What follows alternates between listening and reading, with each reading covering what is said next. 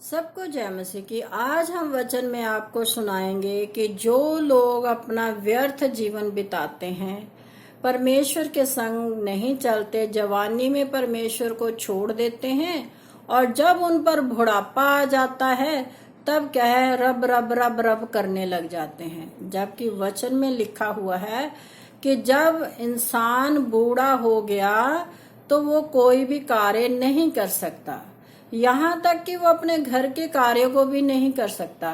एक उम्र होती है हर काम के लिए जो परमेश्वर वचन में हमें बताते हैं। जैसे जवानों के लिए है, वैसे ही जो जवान अपनी जवानी यूं ही व्यर्थ खत्म कर देते हैं और बाद में उनके जीवन में बुढ़ापा आ जाता है, ना तो वो बचपन में परमेश्वर के संग चले, ना जवानी में परमेश्वर को उन्होंने ग्रहण किया। अब उनके ऊपर क्या है, बुढ़ापा आ चुका है और अब वो क्या करने लग गए हैं, रब रब रब रब। अब उन्हें रब कहाँ से मिलेगा? जब आपने जवानी में ही परमेश्वर को ग्रहण नहीं किया, जवानी में ही आप परमेश्वर के संग नहीं चले, तो बुढ़ापे में आप परमेश्वर के संग कैसे चलोगे?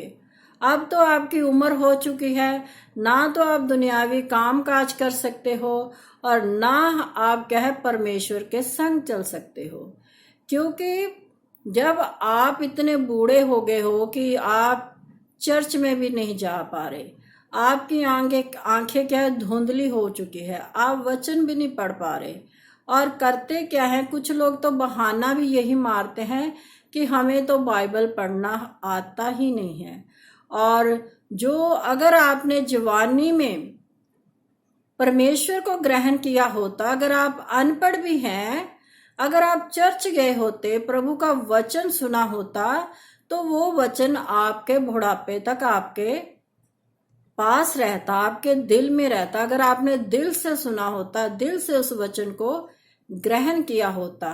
तो अब वचन उन लोगों को क्या सुना रहा है, परमेश्वर का वचन लोगों को क्या कह रहा है, इसे हम पढ़कर सुनाते हैं। सभा उपदेशक की पुस्तक उसका 12 अध्याय उसकी 2 आयत से हम पढ़कर आपको सुना रहे हैं कि उन लोगों को परमेश्वर का वचन क्या ताड़ना दे रहा है। इससे पहले कि सूर्य और प्रकाश और चंद्रमा और तारागण अंधेरे हो जाएं और वर्षा होने के बाद बादल फिर घिर आए। यहाँ पर लिखा है कि मनुष्य का सारा जीवन ऐसे ही गुजर गया। अब क्या है, सूरज चांद सितारे भी क्या है, धुंधले पड़ चुके हैं। कहने का भाव उसकी आंखें हैं, जो वचन में लिखा गया है कि उसकी आंखें भी क्या है, अब धुंधली पड़ गई हैं। अब उन्हें आंखों से कुछ दिखाई नहीं दे रहा। उसे देखने के लिए क्या है, कुछ भी चीज देखने के लिए हमें अब क्या है, चश्मे की जरूरत पड़ रही है। हमारी आंखें क्या है, धुंधली हो चुकी है, जिससे हमें अब क्या है, साफ साफ दिखाई नहीं पड़ रहा। उस समय घर के पहरुए कांपेंगे और बलवंत झुक जाएंगे। घर के पहरुए क्या होते हैं, ये जो हमारे शोल्डर है वो क्या है, झुक जाते हैं। आप देखिए, जब इंसान बूढ़ा हो जाता है तो वो क्या है, झुकने लग जाता है, अपने आप आगे की तरफ क्या है, झुकने लग जाता है। और उसके जो हाथ पांव होते हैं वो भी क्या है, कांपने लग जाते हैं। आपने बहुत से लोगों को देखा होगा कि उनके हाथ पांव कांपने लग जाते हैं चलते समय, या यूं ही बैठते समय भी उनको ये सब प्रॉब्लम हो जाती है। और पिसनहारियां थोड़ी रहने के कारण काम छोड़ देती है। पिसनहारियां क्या है, हमारे दांत। अब हम बूढ़े हो गए हैं, हमारे दांत कम हो गए हैं, इसलिए वो पीसने का काम, जो हम खाना खाते हैं उसका काम भी क्या है, धीमा पड़ गया है। वो भी अब कम काम कर रही हैं। और झरोकों में से देखने वाली अंधी हो जाएंगी। झरोकों में से देखने वाली क्या है, जैसे पहले सुनाया था, हमारी आंखें हमारी क्या है, झरोका है, जिसके द्वारा हम क्या है, दुनिया को देखते हैं। वो भी क्या लिखा हुआ है कि अंधी हो जाएंगी। और सड़क की ओर के किवाड़ बंद होंगे और चक्की पीसने का शब्द धीमा होगा। सड़क की ओर की दीवार क्या है? हमारे कान। अब क्या है, हमें कानों से भी सुनना क्या है, बंद हो गया है। आप देखते हैं कि जो बुजुर्ग ज्यादा हो जाते हैं उनको कम सुनाई देने भी लग जाता है। तो लिखा हुआ है कि जो सड़क की ओर कबाड़ है हमारे वो बंद होंगे और चक्की पीसने का शब्द भी धीमा होगा। और हमारे दांतों ने अब काम करना बंद कर दिया है, वो भी क्या है, धीमी पड़ गई हैं। और तड़के चिड़िया बोलते ही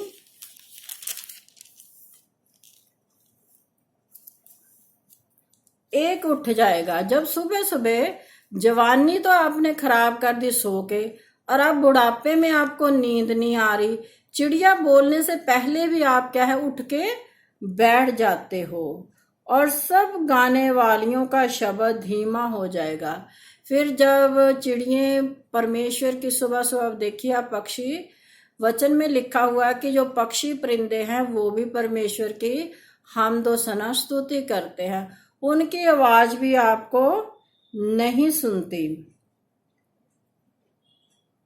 और फिर क्या होता है, फिर जो ऊंचा हो उससे भय खाया जाएगा और मार्ग में डरावनी वस्तुएं मानी जाएगी, और बादाम का पेड़ फूलेगा और टिड्डी भी भारी लगेगी, और भूख बढ़ाने वाला फल फिर काम ना देगा, क्योंकि मनुष्य अपने सदा के घर को जाएगा और रोने पीटने वाले सड़क सड़क फिरेंगे।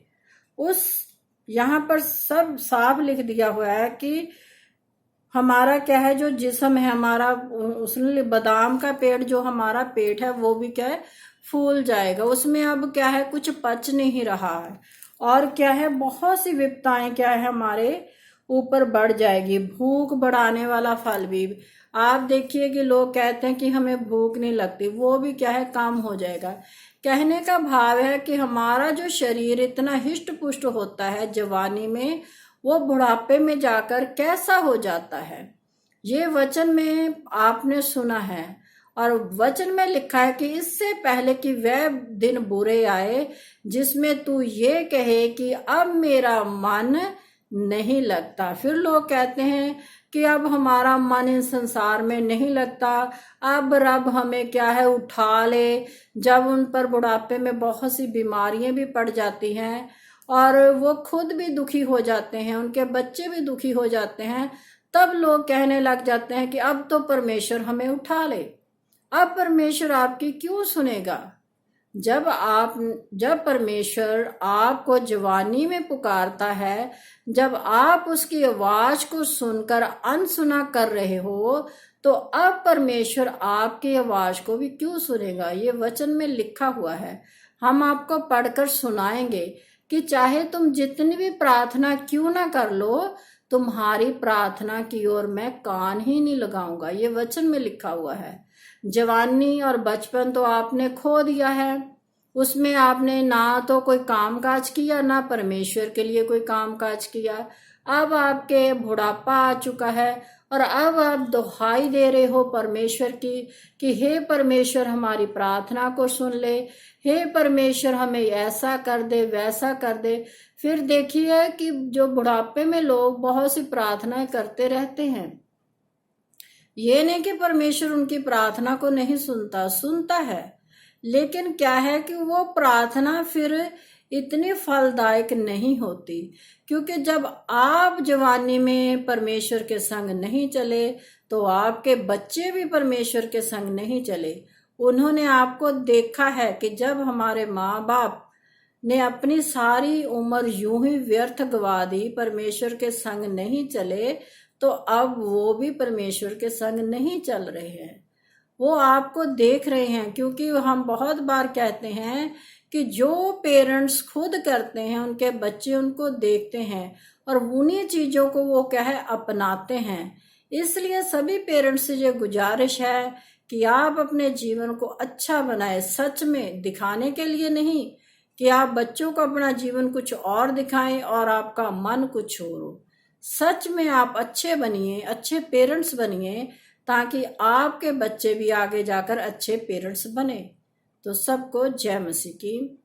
अगर आपको ये मेरा वीडियो अच्छा लगता है तो आप इसे लाइक कीजिए, शेयर कीजिए, प्रभु के वचन को अपने भाई बहनों के साथ मिलकर फैलाएं और YouTube चैनल पर जाइए और जो भी वचन हम सुनाते हैं उसको सुनिए और जो सब्सक्राइब का बटन है उसे दबाइए और बेल आइकॉन का बटन दबाइए ताकि आपको हर वीडियो सबसे पहले मिले। सबको जय मसीह की।